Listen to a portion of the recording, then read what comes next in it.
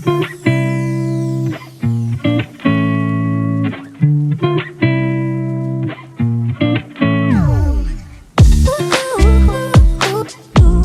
రేపు కంటెంట్ చాలా పెరిగిపోయింది. అందులో మీకు కూడా ప్రయారిటీస్ న్యాచురల్గానే మారుతూ వస్తాయి. సో అలాంటి వాటిల్లో మమ్మల్ని ప్రయారిటైజ్ చేసినందుకు మీకు జెన్యున్గా థ్యాంక్స్ చెప్పుకున్నాం ఈ వేదిక మీద. అండ్ కమింగ్ టు వాళ్ళిద్దరి మధ్య, సార్ పీజీ దగ్గర థ్యాంక్స్ ఫర్ కమింగ్ అండి.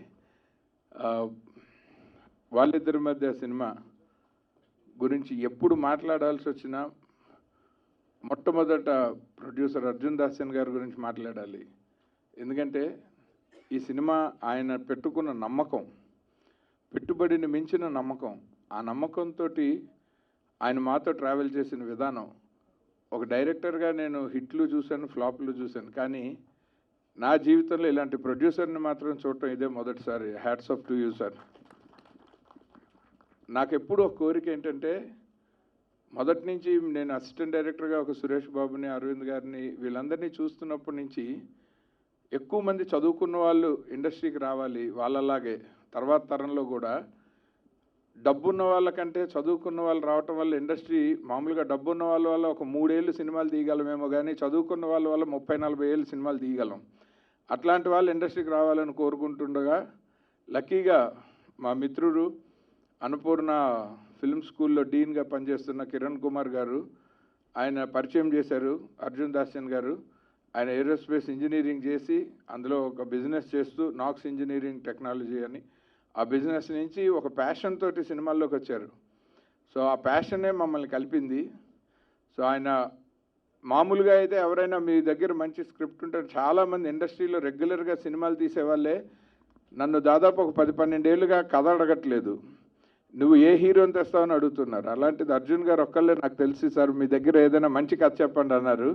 7-8 కథలు చెప్తే ఈ కథ చాలా కాంటెంపరీగా ఉంది అని ఒప్పుకున్నారు. తిరుపతి తీసుకెళ్ళి నన్ను కూర్చోబెట్టి నా దగ్గర ఎన్ని కథలు ఉన్నాయి అన్నీ విన్న ఏకైక ప్రొడ్యూసర్ ఆయన. Sir thank you so much sir. ఎందుకంటే నాకు కూడా అదే ఉత్సాహం. ఎందుకంటే నాకు ఎవరైనా ఇప్పుడు పెద్ద సినిమాలు తీయటానికి భారీ బడ్జెట్లు కావాలి, కానీ చిన్న సినిమాలు తీయటానికి చాలా బ్రెయిన్ కావాలా. ఆ బ్రెయిన్ని నమ్మి డబ్బులు పెట్టాలంటే ప్రొడ్యూసర్కి మంచి హార్ట్ ఉండాలి. ఎందుకంటే ఈజీగా శాలబుల్ ఆప్షన్ తీసుకోకుండా కష్టపడి ట్రావెల్ చేయడానికి ఈ రోజుల్లో ఎవరు అంత సుముఖంగా లేరు. అలాంటి టైంలో ఆయన ఈ ఆఫర్ మాకిచ్చారు. యాక్చువల్లీ ఆయన ఇండస్ట్రీకి మొదటి ప్రొడ్యూసర్గా నేను పరిచయం చేసే క్రెడిట్ నాకు వస్తుంది అనుకున్నాను, కానీ ఈలోపు కోవిడ్ వచ్చింది. ఆ తర్వాత మొత్తం అన్నీ షాటర్ అయిపోయే ప్లాన్స్ అన్నీ. అందులోనే ఆ గ్యాప్లో ఆయన డియర్ మేఘా అని ఒక సినిమా తీశారు. తర్వాత భాగ్సాలే అని కమింగ్ సినిమా తీస్తున్నారు. ఇంకో 2-3 పెద్ద సినిమాలు ఆయన ఆల్రెడీ అండర్ ప్రొడక్షన్లో పెట్టేశారు. బట్ స్టిల్ ఈ సినిమా మీద ఆయన నమ్మకాన్ని, మా అందరి ఎఫర్ట్ తాలూకు వాల్యూని ఆయన కాపాడుతూ ఆహాలో, థ్యాంక్స్ టు బాలబొమ్మల శ్రీనివాస్ గారు, ఆహా కంటెంట్ హెడ్ ఆయన, ఆహాలో దీన్ని స్ట్రీమ్ చేసే అవకాశం రాగానే యాజ్ ఎ ప్రొడ్యూసర్ ఆయన లాస్ట్ ఒక నాకు తెలిసి 2-3 మంత్స్గా చాలా కష్టపడ్డారు. సో అలా అందుకోసం మొట్టమొదట క్రెడిట్ ఈ సినిమాకి నిర్మాత. ఆ నిర్మాత కోసమే ఈ సినిమా ఖచ్చితంగా మీ అందరి ఆమోదం పొందాలని, మీరందరూ మంచిగా ప్రోత్సహిస్తే సో దట్ పబ్లిక్ ఎక్కువగా దీనికి వ్యూవర్షిప్ వస్తుందని, అందుకని ఇలాంటి నిర్మాతలు ఇంకొక 10-15 సంవత్సరాలు యాక్టివ్గా చాలా సినిమాలు తీసేటట్టు మనం ఒక ఫెసిలిటీని క్రియేట్ చేయడం కోసం ఈ సినిమా ఆడాలని మొట్టమొదటి కోరుకుంటాను, మీకోసం కోరుకుంటున్నాను సార్.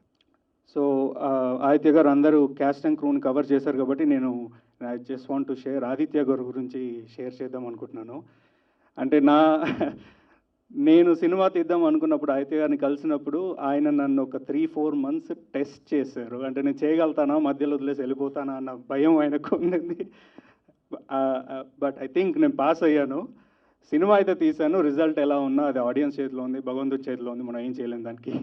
సినిమా అయితే తీసాము, బాగొచ్చిందని అందరూ ఫ్యామిలీతో కలిసి కూర్చొని ఇంట్లో చూడగలిగిన సినిమా. ఈ సినిమా ప్రాసెస్లో ఒక 2 సంస్థల గురించి చెప్పాలండి. మొదటిది ప్రసాద్ ఫిల్మ్ ల్యాబ్. మాకు ఇన్ఫ్రాస్ట్రక్చర్ పార్ట్నర్గా మా ప్రసాద్ ల్యాబ్ మాకు అందించిన సపోర్ట్, వాళ్ళ స్టాఫ్ టీం అందరికీ మా తరఫు నుంచి, మా టీం అందరి తరఫు నుంచి very very thanks. And next ఆహా, స్ట్రీమింగ్ ప్లాట్ఫామ్ ఆహా, అండ్ దాన్ని రిప్రజెంట్ చేస్తున్న మా శ్రీనివాస్ బాలబొమ్మల గారు, అక్విజిషన్ హెడ్ ఆఫ్ ఆహా. థ్యాంక్ యూ వెరీ మచ్ అండి. కంటెంట్ బేస్డ్ సినిమాల్ని ఆదరించాలి అంటే దానికి ఏదైనా ఒక ప్లాట్ఫామ్ కావాలి. మొదలు ఆ ప్లాట్ఫామ్ని అందిస్తున్న ఆహా, థ్యాంక్ యూ వెరీ మచ్. మాలాంటి అంటే మాకు ఇంట్రెస్ట్ ఉండి కంటెంట్ బేస్డ్ సినిమాలు చేద్దామని ఇంట్రెస్ట్ ఉండి మాకు ఆప్షన్ అందిస్తున్నందుకు చాలా థ్యాంక్ యూ వెరీ మచ్ అండి. ఇంకా మీరు సినిమా ఆల్రెడీ చూశారు అంటే క్యాస్ట్ అండ్ క్రూ వాళ్ళ హార్డ్ వర్క్ ఏంటో మీకు రేపు ఆహాలో తెలుస్తుంది. 16th డిసెంబర్ శుక్రవారం రోజున అందరు మీ ఇంట్లో కూర్చొని ఆహా స్ట్రీమింగ్ ప్లాట్ఫామ్లో మా సినిమాని చూసి ఆదరిస్తారని కోరుకుంటూ థ్యాంక్ యూ అండి. ముందుగా ఇక్కడికి వచ్చిన రమేష్ ప్రసాద్ గారికి, అలాగే పీజీ విందా గారికి థ్యాంక్ యూ సో మచ్. విందా గారు నాకు యాక్చువల్గా హీస్ లైక్ మై ఫ్యామిలీ. నేను ఇండస్ట్రీకి ఇనిషియల్గా వచ్చినప్పుడు ఆయనతో చాలా ట్రావెల్ అయ్యాను అనమాట. Thank you sir, thank you for coming here. And media మిత్రులకి థ్యాంక్ యూ సో మచ్. ఇంత షార్ట్ టైంలో మనం మళ్ళీ కలుసుకోవడం నాకు చాలా ఆనందంగా ఉంది. అండ్ కమింగ్ టు వాళ్ళిద్దరి మధ్య, ముందుగా వాళ్ళిద్దరి మధ్య గురించి చెప్పాలంటే నాకు టెక్నికల్గా ఇది సెకండ్ సినిమా అండి. Second cinema thank you brother. నాకు వచ్చేటప్పటికి నేను టెక్నికల్గా నేను చేసిన సెకండ్ సినిమా వాళ్ళిద్దరి మధ్య. సో ఇప్పుడు అది థర్డ్ సినిమా కింద బయటకు వస్తుంది. First of all I'm so happy that it's coming out. దానికి కారణమైన శ్రీనివాస్ గారికి thank you so much. And మా డైరెక్టర్ ఆదిత్య గారు నాకు ముందు కథ చెప్పినప్పుడు నాకు నిజంగా చెప్పాలంటే నాకు కొంచెం టెన్షన్ వచ్చిందండి. ఎందుకంటే second cinema almost like double action చేయాలి. సో చేయగలమా లేదా అన్న చిన్న టెన్షన్ అవుతుంది. కథ అయితే చాలా బాగా నచ్చింది, క్యారెక్టర్ చాలా బాగా నచ్చింది, బట్ చేయగలనా లేదా అనే చిన్న డౌట్ ఉంది అనమాట. బట్ తను నాకు ఎప్పటి నుంచో తెలుసు, before coming to movies is like family. So తను నాకు ఇచ్చిన కంఫర్ట్ అండ్ కాన్ఫిడెన్స్ వల్ల I could pull off this character. అనయ్య thank you so much. And coming to script, Satyanand garu అలాగే Venky garu they did a fantastic job అండి. Every scene and screen play it's fantastic. And దాన్ని present చేసిన Aditya garu, so they did a fantastic job. నాకు ఇంత scope ఇచ్చినందుకు thank you so much. And ఇలాంటి challenging scripts and ఇంతమంది కొత్త వాళ్ళతో ఒక సినిమా తీయడం, అది కూడా లార్జ్ స్కేల్లో కంపారిటివ్లీ, అది అందరి వల్ల అంత గట్సీగా ఉండడం అన్నది చాలా రేర్ అండి. దానికి మా అర్జున్ దాషన్ గారికి thank you so much for making this happen sir. And coming to technical things, the first thing I like about is DOP's work అండి. Rakesh it a fantastic job.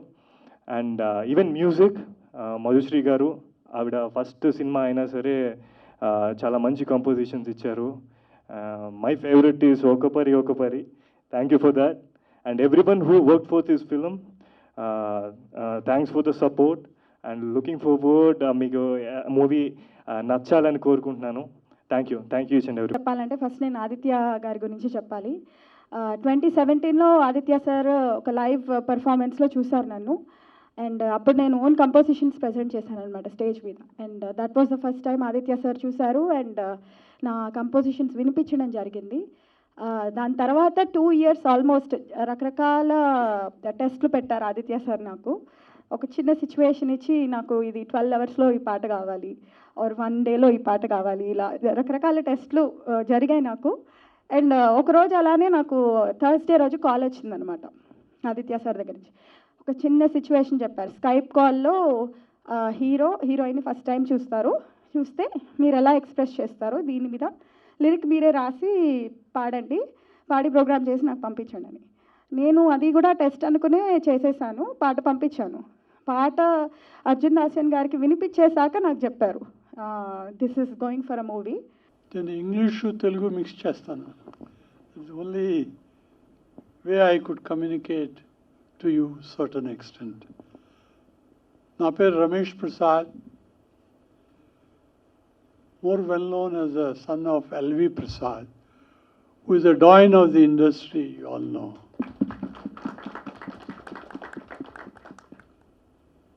My father is a legend, for sure, because I have seen him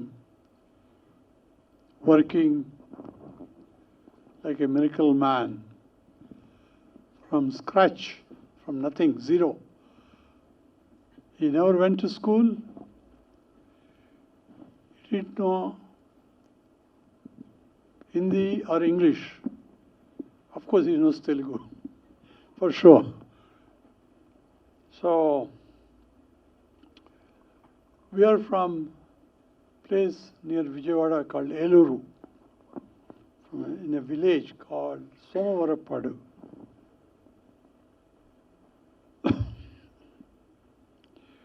He had no other interest, my father, except participating in dramas in the village. And he pursued his interest all his life till the end. My grandfather was a rich man, supposed to be a farmer with substantial land, 100 acres. He is also a very hard-working man, and he also tremendously put in efforts, and he had got an idea of growing silk in Andhra. With that intention, he borrowed a lot of money. You know that insects for growing silk. He borrowed a lot of money, and in the end, climatically, there is no support as of today, where the government gives all the directions for the successful agriculture. Climatically, it's not suitable, so all that insects that he got, they all died, and he lost all the land that he had, and he is compelled to declare insolvent.